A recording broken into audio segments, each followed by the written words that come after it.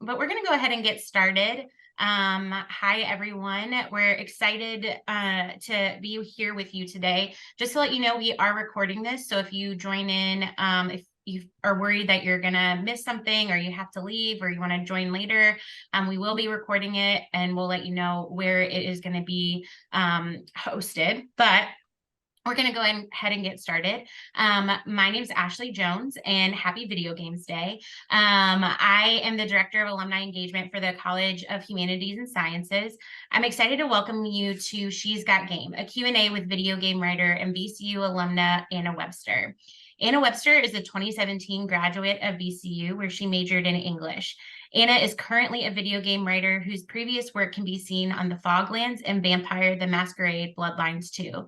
She is the recipient of the 2019 IGDA Foundation Velocity Award and was named to the Future class at the 2022 Game Awards, a group of the 50 most inspiring individuals who represent the bright, bold, and inclusive future of video games. Anna has been featured on such media outlets as PAX, NarraScope, and MCV Develop. We're also joined by Farah Philphil, a junior at VCU, majoring in mass communications with a concentration in public relations. She's also a communications intern with the College of Humanities and Sciences and a lover of video games. Her favorite games include Valorant, Demonologist, and League of Legends. She hopes to one day work in the video game industry just like Anna. Farah will be asking her questions today to Anna about her career.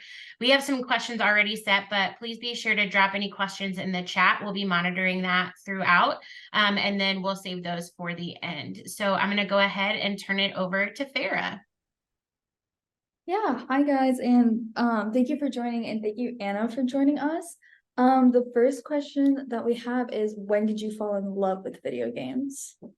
Oh, yeah. Well, first of all, yeah, thank you so much for having me. Oh my gosh, I think I've always loved games. I came from a family where we were, some kids aren't allowed to play video games. We were always allowed. So I just had exposure from a very young age. Love those humongous entertainment like Pajama Sam, Spy Fox, those kids games. Those are the best. Okay.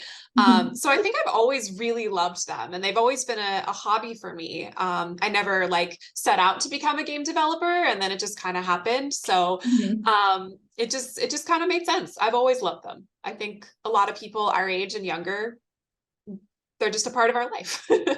Yeah, I feel like definitely you get so much exposure now that it's more of a technological age. So we get more exposure to it. So yeah, I started loving it during Wii Sports. That was my thing. Yes. Yes. That was my favorite. Classic. So you majored in English at VCU. Can you tell us why you chose English and not another technical one? Because yeah. So English wasn't actually my original major at VCU. I actually entered VCU Arts in the music school. I was studying opera, so vocal performance. So completely normal jump to make to video games, right? But no, there's actually a lot of ex-music and ex-theater people in games, because when you think about it, there's a lot of stuff that's very similar between the two of how you tell a story. So I got an English major instead of something more technical, because I knew that I wanted to write in some form or fashion. I just hadn't fully settled on games yet. I kind of found that throughout my progression in an English major. So I was I think I want to switch to getting an English major instead. And I really found that what because of my background, what I loved was the interactivity of games. So that's kind of why I settled on English. Now, naturally, that does mean I'm not going to have, a programming background. So that was tricky a little bit when actually then making the transition from having an English degree to getting a job in the industry. I taught myself how to make games, the more technical side, by myself after I graduated, which is not ideal, but I made it work. So that's kind of what I settled on, because I knew I wanted to write. I just didn't necessarily know what I wanted to write yet. Yeah. I feel like definitely a lot of people will look at video games and be like, okay, we need somebody who did UI, somebody a CS major, somebody who's done like programming, like a mechanical engineer or software engineer. And it's like being able to go into the actual creative side of it, like that's not like animation or like drawing or something like that, because like I Mhm. can't draw, but I can write something good. Like, I'll write Yeah. something for you, but I can't draw it. But yeah, I feel like a lot of people overlook that part of it when that's literally the main game, no matter like what Oh yeah. you're playing. Like you're Hmm. playing through the story. Like you're not Oh yeah. Yeah, just totally. so you did talk about how you were a like an opera, like a VCU arts major. Mhm. So how did your performance background like let you come into this career, like help you out in your current career basically? Because you said it helped you with like interactivity because that's something you like. Yes, interactivity is huge. One of the ways that it has truly really helped game writing is because game writing, as opposed to something like writing a novel or a short story or even like a screenplay, it is all dialogue. Like you really have to be good at dialogue that can convey a lot of information with very few words. And it also has to fit the tone and it has to be kind of snappy. So being in theater and just having learned the ins and outs of how to deliver lines, of how to like just have a dialogue that feels natural, but can also deliver a lot of information to the audience about what's really going on, the nuances of the characters, that kind of thing, that really became invaluable to me. Because game writing is a lot of dialogue. So Yeah. that really helped. And then additionally, just the style of how everyone kind of comes together to tell a story is very similar to theater. Like you've got the people who make the sets. That might be your LD, your level design, or your area design. You've got your actors. You also have actors in games. Sometimes it's just voice. Sometimes it's voice and motion capture. You've got people who do lighting. We have lighting artists in games. It's like everyone still has their expertise and comes together to tell a story. So I think that also helped me just be able to conceive what the development process was like. Because it really is, it's like the biggest group project you can possibly imagine. That's what making a game is like. Yeah, because there's so many different like elements to it that I think people who just play the game don't really notice it. Mhm. Um, and so yeah, I feel like it definitely it sounds like a group project. It definitely has all the elements. I'm taking a screenwriting class now, so when you spoke how it's very different, I've learned it's so like my dialogue can be good, but it's so hard to convey a story just through dialogue, especially when you're not the animator, you're not the one showing how they're Exactly. moving, or like you don't know where they're looking, so you can just be like, he said this, and you guys can make that work as your own. But I think that's Yeah. such a cool talent to be able to be like, yeah, this is how like I learned this in theater, and like I know how this line should be delivered, so I'm gonna say this is how they're supposed to say it. It's definitely helpful. Yeah. So like I feel like this is the question that everybody kind of wants to know is what was the path for you? So you graduated in 2017 in English, and then you said Mhm. you had to learn yourself, like you had to kind of help yourself out, learn the technical advancements Yeah. of it. So how did you go like about that and like to get into your career now? Yeah, so huge disclaimer, like right out of the gate, everyone's path into games is very, very different. So I can tell you what my path is like, but if you talk to like 10 game writers, you're going to get 10 different answers to that question. Um, for some more like concrete disciplines, like maybe if you're a tech artist or if you're a programmer, you kind of are able to, there's a standard pipeline, studios sometimes hire out of schools directly.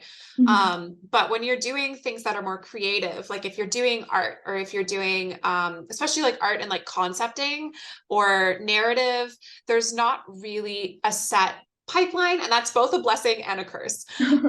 So for me personally, I got my English degree, I graduated. And I was like, all right, I'm going to need to learn the actual technical ins and outs of how to build the technical side of the game. And I actually, so there's like a couple different routes you can take for this. I went for modding, which is like, if you're not familiar with it, it's basically just like user generated content to alter an existing game. So I learned how to make games by modding Fallout 4. Bethesda does a really cool thing with each of their games that they release, where they release a suite of modding tools, basically. So like they have basically a pared down version of their own engine, and that's what I learned. I was like, okay, how does this work? How would I actually write a little like companion character who can then like follow your character around and like all of that kind of stuff? Yeah. So that's what I did. I modded, I made some of my own small games, and distributed them on like itch.io, which is a common like indie publication website. And I made them on like text-based stuff like Twine. I've made some like tabletop RPGs just for fun, you know, just showing people, hey, I'm a writer, but I can also design. And then my first like really big job, I did like a couple small freelance gigs, but my first really big job was as a narrative design intern on Bloodlines 2. And from there, I kind of just progressed, gained skills, etc. And that's where I am now. So a lot of it is just, you got to make your own stuff and say, hi, look at what I'm making. And then people will be like, you're making cool stuff. Come work for me. And that's kind of how it usually works, but everyone's background and path is different. So yeah, just like at least knowing a little bit, I guess, in like yes. design and stuff helps you out, helps at least game developers look at you. Like me and my friend, she's an animation major, and she was like, hey, do you want to make a cozy game with me and you can narrate it? And I was like, I'll do it for you, don't you worry. So we're just like both just gonna figure out how to, I think, design it. I think that's what we're both trying to figure out now. Cool. Yeah. So what was your welcome to the video games industry moment? Like being like, oh my God, yeah, I'm part of this industry now. Oh, geez. I think it had to be, I was like a baby narrative designer, and I got a scholarship to go to GDC, the Game Developer Conference. Like it's the big professional conference, and I got a scholarship, and it was like my first time there, and I hadn't met anyone. And like actual industry people, I had introduced myself, and they'd be like, oh yeah, I know you, I follow you on Twitter, which is a horrifying sentence that you never want to hear from someone who's like, you know, like a person. I'm like, oh God, I'm so sorry. You know, like, but they're like, no, you're funny. Like, getting told by like people who I really look up to, like, oh yeah, I follow you on Twitter, we're mutuals. Like, I think that was what made me go like, oh, like, it's just such a funny thing that, you know, that was it. It was Twitter. So I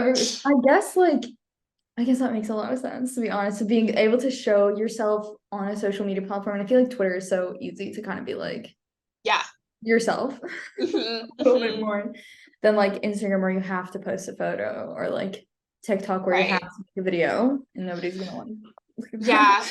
Yeah. It's like a lot of the video game industry happens on Twitter, which is kind of a shame because it's kind of a mess at the moment. But it's like that's kind of where everyone is, you know, that's where you get seen, that's how you network. So that was kind of how I was like, oh no, I'm so sorry you follow me for my silly little posts. But man, that makes you more interesting, maybe. I guess, like I don't know. Okay, so what do you wish you knew before you came in to the video game industry? Like, what advice would you give your younger self, or like any VCU student, like before you come into the industry? Yeah, you know, like I said before, I kind of wish I knew that like it's totally okay to not know what you're doing. And in fact, to a certain degree, that's normal. Games are such a young industry that like there really is no established path for how you get into it. Your path is unique to you, and having an unusual background is actually seen as a plus in games, which I think is really fascinating. But you know, when you bring all this knowledge from a different discipline or a different background, like that actually is a strength, because that means you can apply everything that you know to a game. So just kind of knowing that, like, it's okay to feel lost. It's okay to feel like you don't know what you're doing. There's a lot of, like, especially older game writers who will, like, if you ask them questions, they will answer you. They'll do portfolio reviews. Like, everyone's actually, like, it is very competitive, yes, but also, like, everyone can be very kind. Because it's really nerve-wracking, you know, when you want to do this thing and you don't know how to do it, but like that's actually the normal experience. So like just don't be hard on yourself. You're gonna get rejections a lot of the time. Like that's normal. It's okay to feel lost is the big one, I think. Yeah, definitely. I also think that like just being able to put yourself out there is so, It's like, scary. yeah, It's it's scary, scary. but like sometimes you have to like just reach out, be like, hey, I'm somebody who's interested, like, Yeah. how do I get in? Or even just like making conversation. I feel like that's something that I've heard a lot because I think, yeah, I think so many people are like, oh, this person's so exclusive or whatever, but it's like, No. I'll talk to you. No, we're mostly like a lot of, like, especially in writing, we're mostly a lot of theater kids, like, for better or for worse. You know what I mean? Like, we'll talk to anybody. No, I get you, Yeah. dude. Yeah, like just so many times I'm like, "Ugh, I have to talk to this person because I want to learn how to get into this industry. So I guess I have to just speak to them. And then I find out they're just so nice. I'm just like, okay, that wasn't as scary as it was supposed to be. Yeah, exactly. It's not as scary, I promise. Yeah. Okay. So you live in Seattle, Washington. And Correct.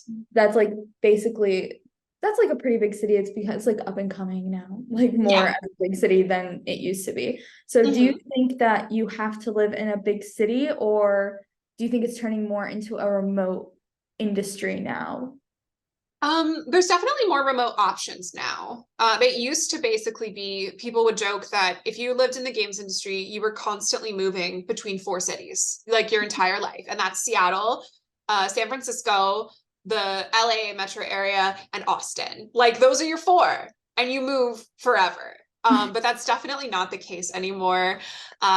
Especially since like the pandemic, a lot of studios have increased their remote offerings, especially smaller studios, are often like completely remote, where people can work kind of from wherever. A lot of like your really big, like AAA studios have also started setting up like satellites where like they have their main location is in LA, but now they have a branch up here in Seattle, or they have a branch in Austin or even New York City. So it's like whichever one of those is like closest to you would probably be like where you would work out of remotely, if that makes sense. Yeah. So yeah, there's definitely like, it helps to be around one of those hub cities, but it's not really as much of a deal breaker anymore if you're not. A lot of studios are totally open to remote working now, which is like, it's about time. You know what I mean? Because most of the time you're on the computer. I feel like most of the time it's a computer Exactly. job anyway. It's like, I can sit at my computer in my apartment just as well as I can sit in my computer in an office building. I yeah. promise, you know? Yeah, and most of the internships that I've applied to recently, like Riot Games, literally last year they all their internships were on deck, like you had to be on site. But now it's like completely remote. Like even at animation, Yeah. interns completely remote. So Yeah. I mean, it doesn't really make, especially for internships that are only a couple months, it doesn't really make sense to like make people have to come be physically at your location. You know what I mean? yeah. So I'm glad to hear that they're doing that.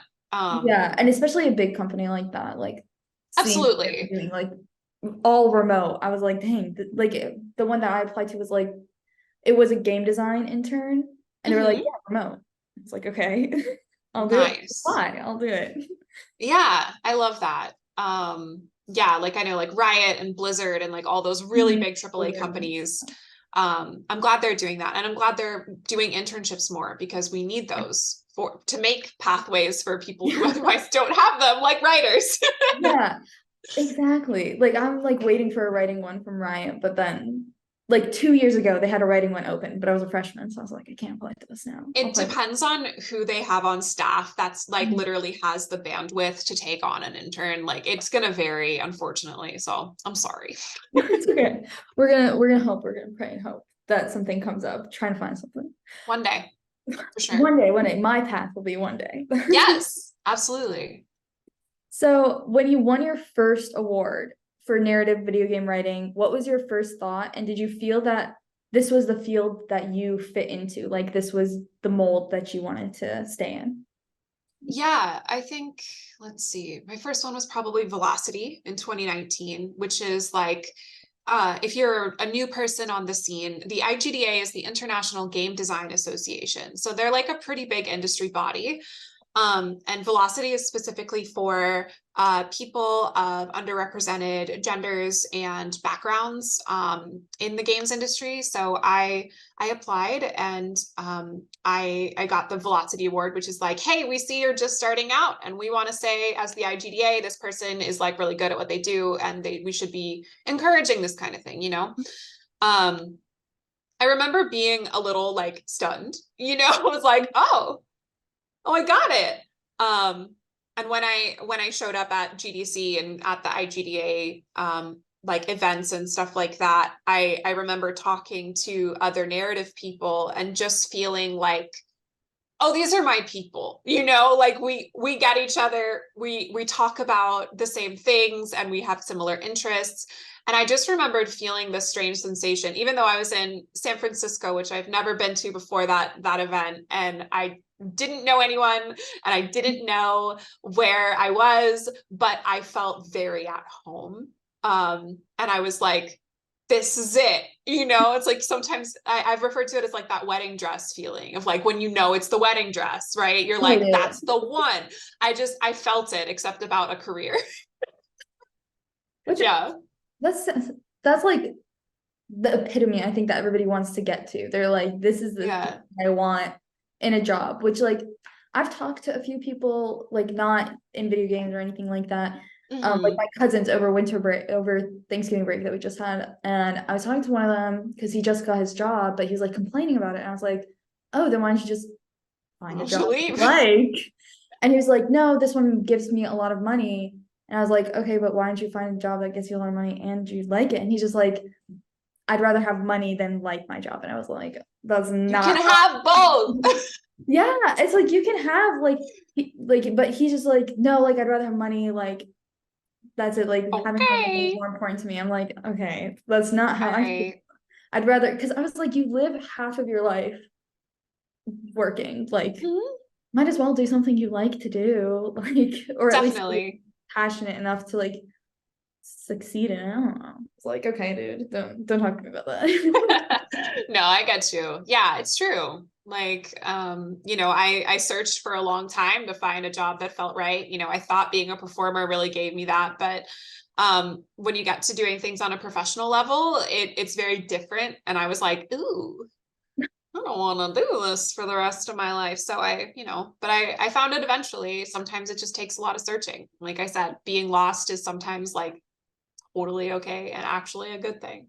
Yeah, especially like not going into the first thing that like somebody gives you, because you're like, you have to think, do you want to do this forever, or do you want, or have you thought about doing something else? Yeah, especially at the beginning. I don't know. I'm scared. No, totally. It's okay. That's all right. Deep breaths. That's normal. Yeah, that's totally normal.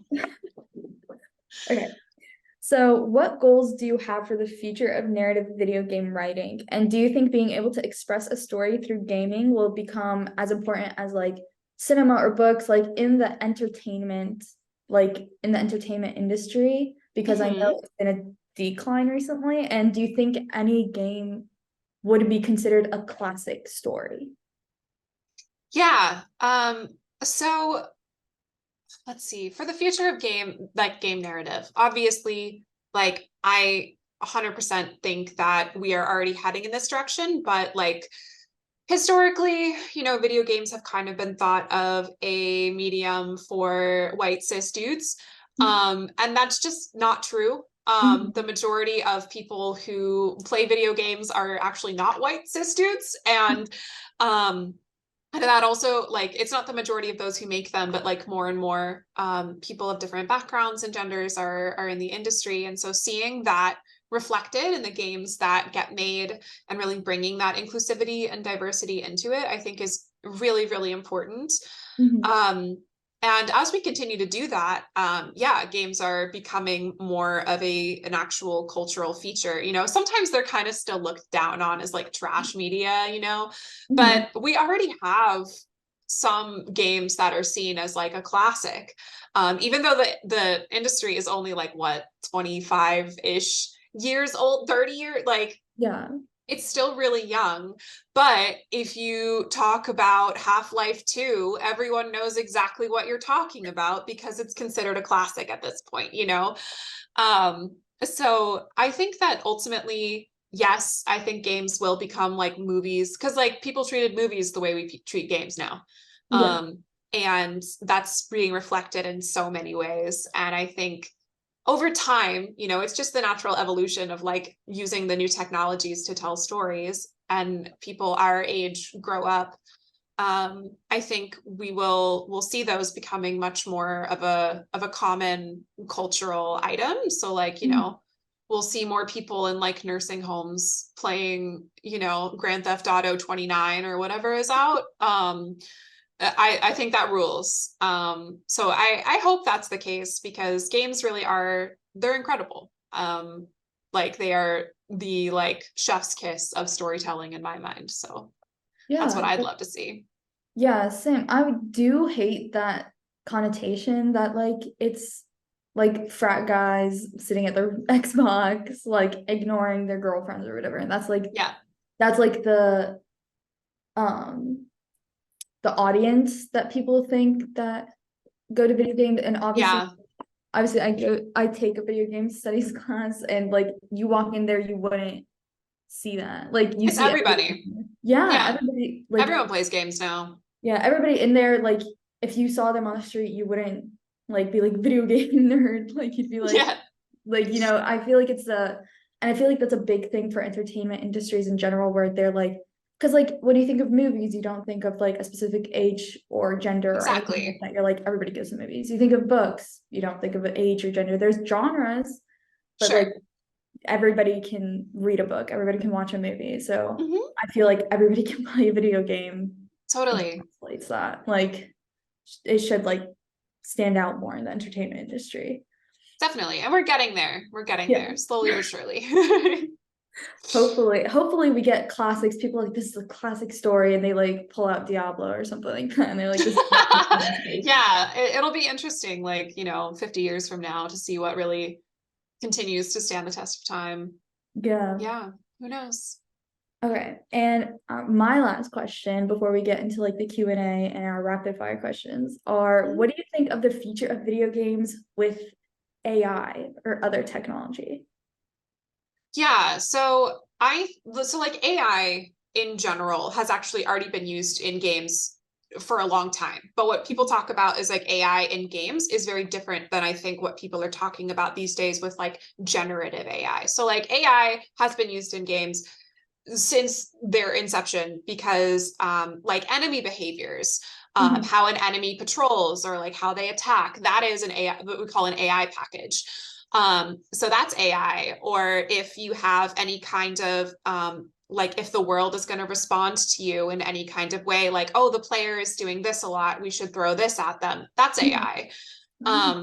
But what people are talking about now in terms of like generative AI, in my humble opinion, I don't really think it has any place in what we do, because like we're not asking for these tools.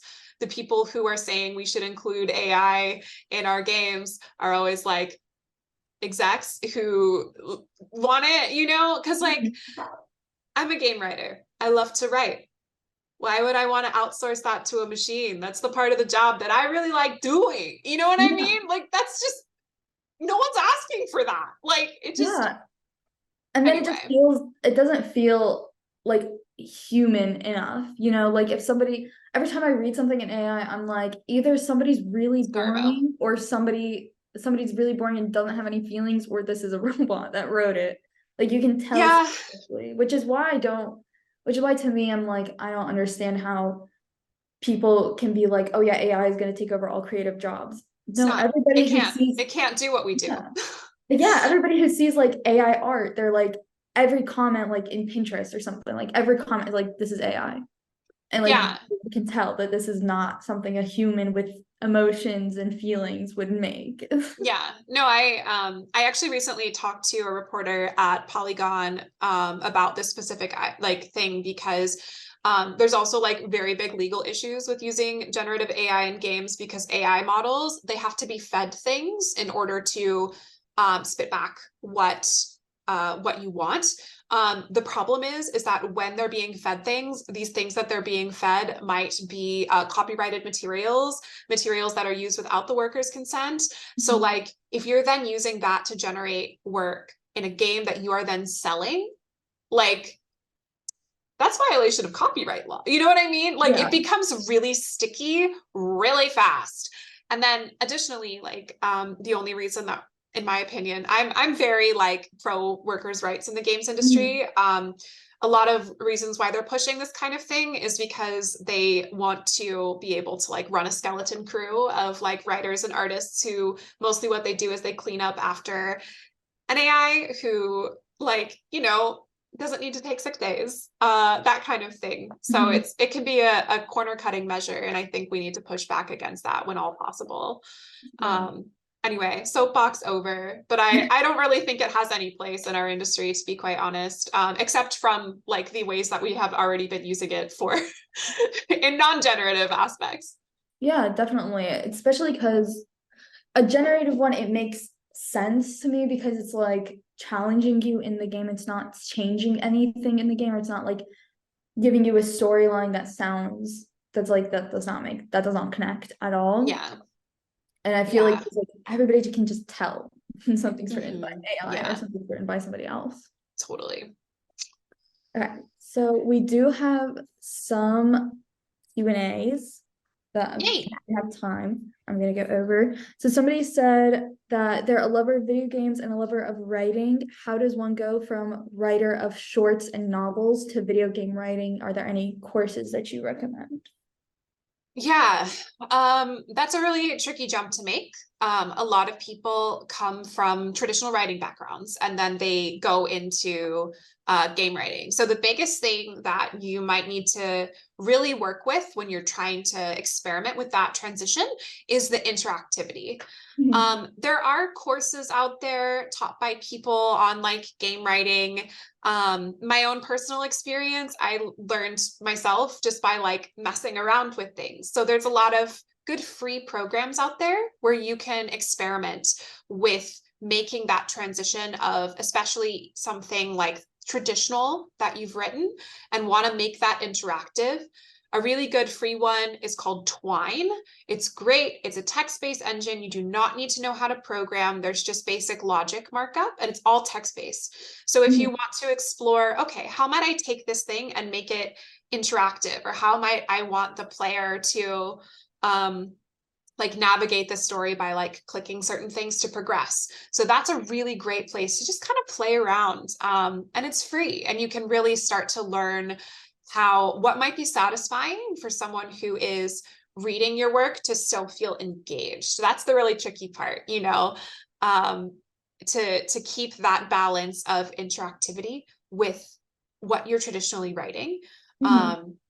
Because traditional writing backgrounds are great for game writing. It's that element of you are collaboratively telling the story with a player as opposed to just, I'm going to write this thing like myself, me and myself and my little guys in my head. You know what I mean?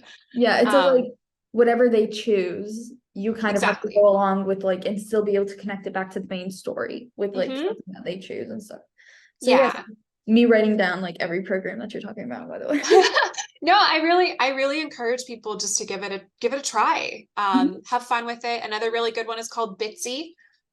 Also does not require any kind of programming knowledge, that kind of thing. And yeah, just give it a shot, mess around with it, see what you can make, have a good time. That's the most important thing. Have a good time.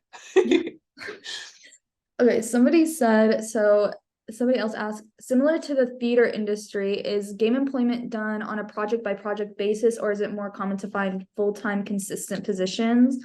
And is it difficult to find studios outside of the major AAA studios that are able to offer livable wages? Good question. So it varies. Sometimes studios will hire what they call staff. So like if someone is staff, you work for the studio regardless of the project that is currently worked on. So a lot of times you're going to find places like this are going to be your big AAAs, right? So like if you work at Sony Santa Monica, you're going to be working on whatever game Sony Santa Monica is currently making, although they probably make multiple at a time. But anyway, your staff, so like the coveted position for a game writer is a staff writing gig, because it means that you are going to be employed no matter what happens to the project. Sometimes, especially on smaller studios, you're going to find, and even sometimes like externally from big AAAs, you might get hired as a contractor for that specific project, and you're hired for that project. So it really just depends on the team and the studio. When it comes to, I think the second part of that question was like indies and smaller studios with like livable wages, more and more of those are popping up. Because thankfully, like during the pandemic, more studios were able to go like fully remote, and that actually saves them money on like having an office space. And that means that you can get more wages. There are places now that are adopting a co-op model. That's a pretty new style where basically it's worker owned. So you also get shares of everything that you sell, which is nice. And that helps contribute toward your wages. So more and more, there are smaller options that you can take. It just kind of depends on what you're looking for, what works for you, and what you're hoping to find in your employment. Some people really love the contract life where they can jump from studio to studio to studio. Some people hate it and they really want the stability of that big studio staff role. So it's all out there is what I'm saying. It just kind of depends on what you want. Yeah, I get that. Yeah, definitely. I feel like there's a ton of options whenever you want to work in the industry. Like you said, there's contract, and then there's like also like you can just freelance. I've seen a lot of people on LinkedIn where they're just like, yeah, I'm a freelance video game writer, and they're like very like that's very common. Yeah. Of experience. Yeah, definitely. So somebody asked, how much time did it take you to teach yourself the development skills you needed to be considered professional? Good question. It obviously is going to vary depending on how much like time you have on hand to dedicate and how much you might have already studied like game narrative. So I started freelancing maybe like 7 months or so after I started really dedicating myself to like Fallout modding. But what I was mostly working on like really small indie projects where they understood I was still learning. So, like less than a year, I would say, is what happened for me. But that's just because I had a lot of time I could dedicate. If you have less time, then it might take more time. If you already know stuff, it might take less time. It's really a case by case basis. And just practicing is important, and showing people that you're practicing and you're making stuff is probably your best bet to get that early work. Yeah, definitely. And I feel like you said, it's not a linear path. Everyone's path is really different. Totally. So, but but I like that you like did learn about game development, because in my mind I was like, do I have to know a little bit about this, or can I just like freeball it and go inside with no experience? Kind of a combo of the two, in my experience. You need a little bit of both. Of like, oh, I'm figuring this out. And just being honest that you're figuring it out. That's cool. Yeah, humbling yourself a little bit. No, it's good. It's a good thing. Yeah. And the last Q&A question that we have and that we have time for is, how does the writing process feel when working with a large team of writers?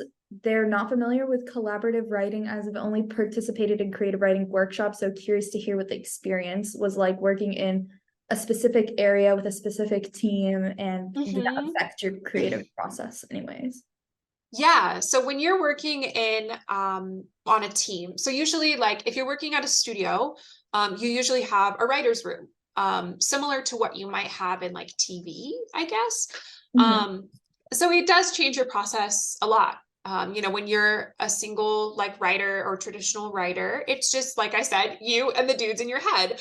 But when you're working on a team, you kind of have this element of collaboration and like rapport that you've built, where you might literally be like, okay, we're going to brainstorm a quest. Maybe you've got some requests from you know, design. They're like, hey, we've got this area that doesn't have any quests in it and it feels really empty, so we'd like a quest in this area, and maybe it surrounds this thing, or we need to use this mechanic more, or something like that. So you might have like a list of what you sort of some guidelines, and then you and the rest of your writers can come up with basically little pitches of like, okay, what might work given these parameters. Writing in games is all about what story can we tell given the parameters and the constraints that we have. That is a huge part of our job. Is just being able to tell the most story within those constraints. So if you like that kind of thing, I find that to be a fun challenge, then this might be a really good like career option for you, honestly. So like usually there's someone who's the lead writer on a team in a writing room, and their job is mostly to make sure that everything hits a certain quality bar, that it fits the tone. And then once like you've decided on what the quest is going to be, your lead writer is going to like assign that maybe to a specific writer or writers, and make sure that everyone's work is like roughly evenly distributed, right? So that's the lead writer. You might have someone who's a principal writer. That's pretty rare, but in big AAA studios, they do just like, they're very, very senior, but they just do a lot of writing on the project. They don't do any like leadership or like delegation. And then, you know, if you're a more junior writer, you might assist, you might get a chance to be like responsible for a character or something like that within a quest. So it's very collaborative. Once you've got your first drafts, you all come back together, and you typically look over them again. Lead writer has the ultimate like thumbs up on it. But people might suggest edits. People might suggest like, oh, this would be a really funny line here, or something like that. And that's referred to as like a table read, where you literally sit down and you read it out loud. And then everyone gives their feedback, you go do revisions. And that's kind of how a quest gets finalized. So it's very collaborative. If you love working like alongside other people to come up with ideas and refine ideas, then this might be a really good option for you. If you don't like that, then I must admit, this might not be the path for you, because that's a lot of what we do is collaborative. And that's only in the writer's room. We haven't even talked about like animators or design or audio or like any of that, because it only branches out from there. So and I feel like just it's such a collaborative industry anyways, that like totally, it's not, you're never gonna always be talking to like just a writer. You're gonna be talking to like 50 other people that have no idea what the writing is, but you're like, and that's your job, is to communicate what you need from them. Like that's also a big part of being a game writer, is you have to be able to convey what your story is to other people on the team and say, okay, here's what I think I need. What do you think I need? And listen to their expertise as well, because it's also collaborative with those people. So if you love that, like I love that. That's my theater background. I love everyone bringing their own expertise in. That's like really the crux of it. So it's a very different process, but I think it's pretty fun personally. Yeah, sounds cool. Also, we have one other question that I didn't see is, what does a day in your work life look like? Yeah, I mean, it varies project to project, as unfortunately a lot of the answers about game writing are like, it depends. But it does.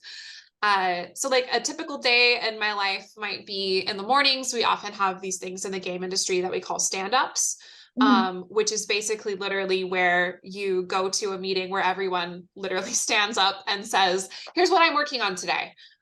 Just so you know what everyone's working on. And so your producer knows what everyone's working on. That's very important. So like, you know, might have 1 or 2 stand-ups in the morning, just to get on the same page with everyone. Maybe a couple of meetings to discuss like a certain task or a certain quest or whatever it is that you are representing the writing team on. So you might have some meetings, you might have some downtime to actually write. You might have to write up some documentation. That's another big part of being a writer, which is basically just like if your team usually will have like an internal wiki kind of thing. Like a popular one is called Confluence. So you might go on Confluence and you might be like, all right, here's the quest that I got approved in the writer's room. So-and-so is going to write it. Here's what it entails. So everyone can see that. So like documentation is important. If you've already written something and you have a bug, you might do a couple bug fixes, you know. It really varies day to day, which I love. I love that I go into work and I never really know what's going to happen. So that's typically what it might look like. Yeah, lots of, you wear a bunch of hats as a writer, which I enjoy, but that's probably typically what a day would look like, at least for me, where I am in my career right now. Okay, yeah, thank you so much. Yeah. So we are 10 minutes out and we have some rapid VCU questions for you. Okay. Okay, I'm ready. Okay. So first one is, where was your favorite place to eat around campus? Oh my gosh, there's so many good places. So I grew up outside of Charlottesville, which means I am a Christian's pizza enjoyer. So when they put that Christian's in, I was so happy. So it's probably got to be that. That crust is so good. It's good. I like that. Where was your favorite place to study at VCU? Oh, easy. 3rd floor of the library. That was my favorite. That reading room, that's like, yeah, oh my gosh. I love that place. I love the 3rd floor of the library. There's always computers up there. There's the little reading room. It's quiet. I love it. 10 out of 10. Yes. Easy. Where did you hang out on campus the most? Ooh, I spent a lot of time in the library, honestly, but apart from that, a lot of time just like chilling in the performing arts building, the music building, because I took a lot of classes in there, and the little like grassy amphitheater thing on the side of the Performing Arts Center. A lot of people hang out there too between classes. Yeah, that's probably mostly where I was. Yeah. Who was your favorite VCU professor? Oh man, there were so many. One who's always been like very, very dear to me is actually the late Rebecca Tyree. She was a choir director, a voice director at the music school. And she was like kind of like my mom while I was there. Like I had so much respect for her. She was such a good director. Really believed in the transformative power of like singing. And I just, yeah, I miss her every day. We love you, Professor Tyree. Yeah. What was your favorite VCU class? Ooh. So the one that really prepared me for what I do best was one that's like, it's like an English 300 or 400, but it's called Writing Process and Practice. It was the course that you have to take in order to work at the Writing Center, which I did when I worked there. But it was all about like, how do you actually come up with a writing practice or like process that will reliably allow you to produce work, and like what does that look like? And that solely like helped prepare me for this job so much, because like when you work professionally, you have to like, it doesn't matter if you don't feel inspiration, it doesn't matter if you're feeling kind of under the weather, you got to go to work and you got to write. And it really focused on kind of like, what does your writing process look like? How can you reliably produce work? That was taught at the time. It might still be taught by Professor Brian McTague. He also runs the Writing Center, or he did when I was there. That was probably my favorite, just because it was so helpful. Yeah. A lot of my friends do work at the writing center, and they've told me that class was really good. So maybe I have to. It's awesome. Highly recommend. Yeah. And the last one we have is, what do you miss the most about VCU? Ooh, honestly, like I know I've talked a lot about video games, but I think one of the things I missed the most was actually when I was at the music school. Pretty much the entire time I was there, I ended up minoring in music still. Was just like getting to sing in a choir regularly. Just like it's such a nice break from, you know, lecture or like English small group classes, just to be like, I'm gonna go sing for 2 hours, and like you get to just go chill with cool people and practice music in a group. There's something so magical about that. And I don't really get to do that. I don't have those kinds of fun little breaks in my day for stress relief or whatever anymore in the like, you know, big, scary adult working world. And I really miss that. I really miss that camaraderie and just that nice break of like, okay, I'm going to go rehearse for, you know, 2 hours with the crew. So probably that general sense of like, I'm gonna go see everybody, practice a little bit, say hey. I do miss that a lot. Dang, that sounds so nice though. Now It's it's nice. like I remember like I took choir or chorus in high school, and like it feels the same way. It's like, okay, I'm not doing anything except like trying to hit the right notes. Yeah, it's such a nice break. Yeah, it's really nice. I miss that a lot, but there's a lot of things I miss about VCU. It's a very cool place. I yeah, I feel very grateful to have gone there and had the space to like be like, wait a minute, I don't want to sing for the rest of my life, and then end up getting an English degree because like I could do that at VCU. So yeah, it's a good place. Good place. Well, thank you so much for your time, Farah. You were amazing. Anna, we really appreciate it. We plan to have more webinars in the future, really connecting our alumni with our current students to talk about all kinds of things. So this was really informative for me, and I, you know, loved it. So this was great. I really appreciate it. Have a great day, everybody, and happy video game day. Oh, one more thing. Yeah. I just wanted to say if anyone has any further questions about becoming a game writer, looking for advice, anything like that, feel free to reach out to me. You can totally find me on the internet. My handle is like Anna C. Webs, most places, all one word, like Anna C. Webs. You can find me like on Twitter, my website, whatever. Feel free to send me an email. I'm happy to help. Yeah, that's it in the chat. And yeah, thank you so much for having me, and happy video game. Awesome. Thank you. Awesome. Cool. Bye. Bye, everyone.